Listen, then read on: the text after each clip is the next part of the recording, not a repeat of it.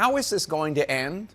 Are there any new signs this week that one of the political parties might blink? Joining us now is Pennsylvania Senator John Fetterman. He's one of 3 Senate Democrats who has been voting with Republicans to continue to fund the government. Senator, thanks for joining us. So, as you know, 42 million Americans, including 2 million Pennsylvanians, will not receive food stamp or SNAP benefits this month because funding officially lapsed yesterday. The White House says this is the fault of Democrats for shutting down the government. Democrats note that the Trump administration is not dipping into the contingency funds for SNAP, and they think that Trump is doing that to pressure Democrats. How do you see it? Who do you blame for this? Well, I mean, for me, fundamentally, I'm deeply distressing to know that 42 million Americans are going to lose their SNAP benefits. And now that's one of the big reasons why I refuse to shutting our government down. And again, I feel like the Democrats really need to own the shutdown.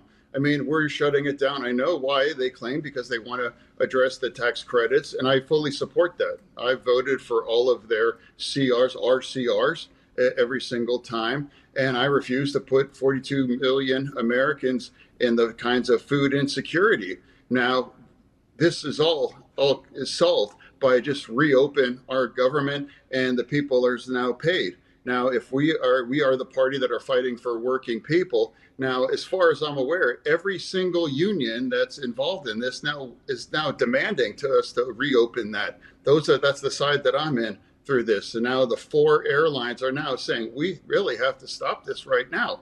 And why do we really want to make flying less safe by forcing this times of situation and making things that much stressed?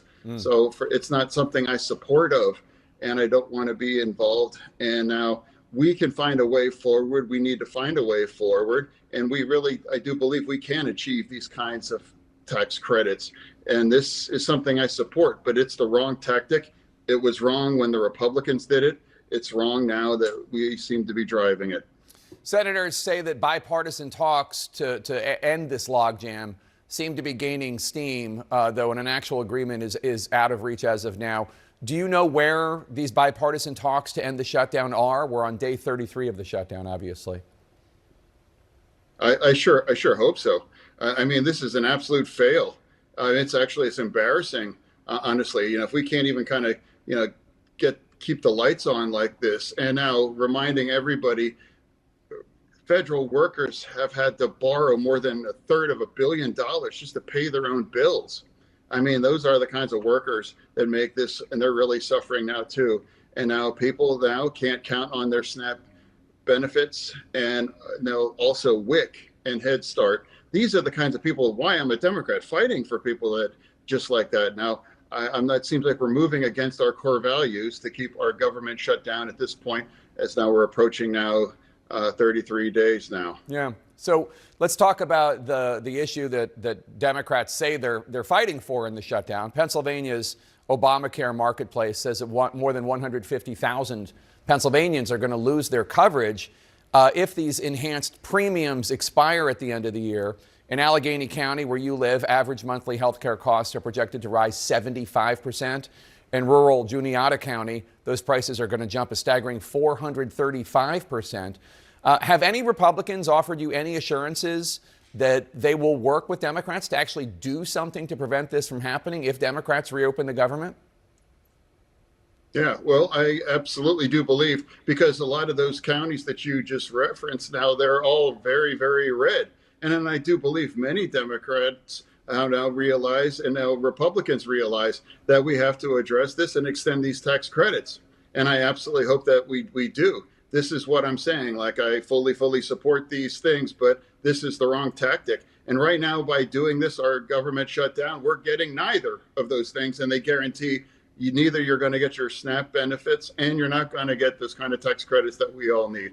Reopen this thing, and we can find a way forward. That's the way democracy operates for right now. There are big elections on Tuesday, obviously, coast to coast.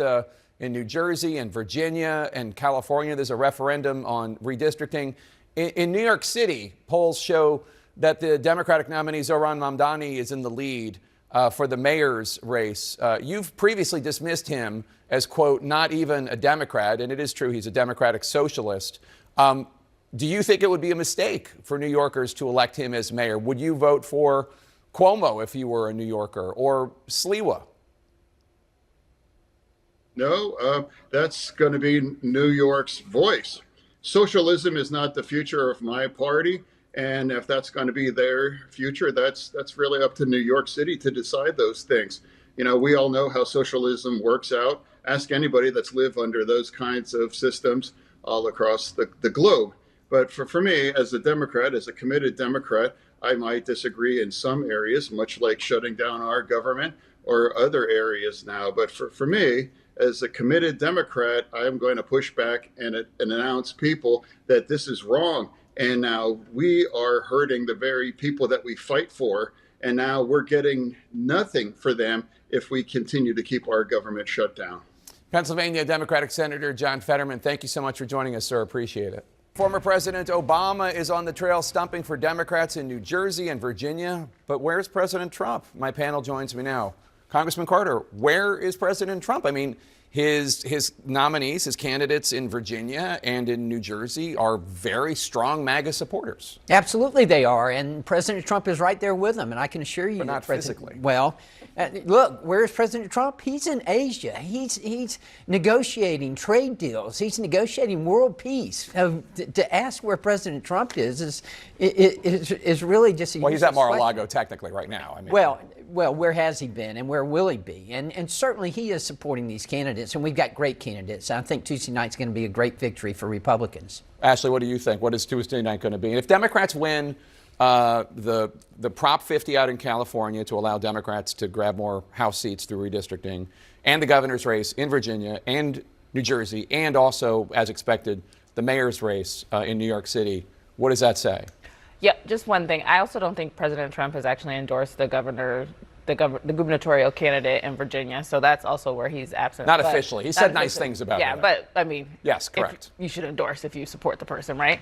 I think if Democrats win on all four of those areas, that it's a good sign that they are looking at this as a diversity of approach. I think Spanberger, Sherrill, Mamdani, and Prop 50 are all very different and kind of showcase the diversity of the Democratic coalition and how you have to run different races in different places. So I think it'll be a good sign. What do you think? Why isn't Trump out there on the stump in place? Like, there are red parts of New Jersey and red parts of Virginia where he could do a lot to bring out voter turnout, but he's not. Well, he's done town halls, which I think is, when he's in office, it makes sense. But I think we should actually talk about why the only real power player the Democrats have to put out to help get over the finish line is Barack Obama, who hasn't been in office for 15 years. I mean, that really underscores, I think, the divide you see with the Democrat Party now. You have so many Democrats who I think quietly say they're afraid of a Mamdani win in New York and who don't know if Spanberger and Mickey in New Jersey have that base excitement. So I think we're also seeing kind of like a family feud with the Democrat Party when Barack Obama is who you're rolling out, someone who hasn't been in office for over 15 years. We got to look more towards the future. They're looking towards the past. So we should note, Mayor de Blasio, you have endorsed Zohran Mamdani. Yes. You heard me ask Hakeem Jeffries, the leader of the House Democrats, a New Yorker who has endorsed Mamdani, is Mamdani the future of the Democratic Party? And he said no. Well, I disagree with him. First of all, I want to say it's fascinating to watch Donald Trump become Joe Biden, where you can't have him out on the campaign trail without causing harm. I'm being blunt about this. You can't send Donald Trump to Virginia or New Jersey or it'll backfire on the Republicans. On the question of Mamdani, look, this guy is taking the Democratic Party to school. He's showing us how to talk about kitchen table issues that people care about: prices, rent, food, how you get to work, the basics. And that's why he's winning. This is the most fascinating example, Jake, of a guy who's being called all sorts of extreme names, but in the end, he's a classic New Deal Democrat. He's talking about how people actually make ends meet, and everyday New Yorkers are responding. The Democratic Party should take a lesson from Zohran. Where Mamdani is taking us is to socialism, and it's because of the groundwork that was done by Mayor de Blasio when he was in office, the policies that he enacted that caused the economic demise of the business community. Now they're looking for help, and unfortunately looking at it and finding an anti-Semitic Islamist socialist, and that is not what they need. They don't need more taxes, they need less taxes. And I can assure you, socialism is nothing more than just mutually shared poverty. And that's what New Yorkers are going to get if they elect Mondami. Hey, Jake, just really quick on that, with all due respect, Congressman. We did, for example, pre-K for all, universal early childhood education. New Yorkers love it. Business community loves it. It helps keep high-quality workers in New York City because they can afford the price to live. So, my friend, I'm sorry. What we did was good for the economy. I also just want to say, okay, Mondami is kind of running Donald Trump's playbook. What you all are saying about Mondami right now, maybe some of the critiques are fair, are the same things Democrats were saying about Donald Trump, calling him names. But guess what? The people voted for him. That's the people like him. He probably is going to win. He won the Democratic primary. He's probably going to win on Tuesday. The question is, what happens to the party after? On your case, Donald Trump reformed the Republican Party, and now it is not the Republican Party of your grandfather or even when you started in politics. It is this new MAGA party. The question is, will Democrats follow the same playbook and follow into the Mondami?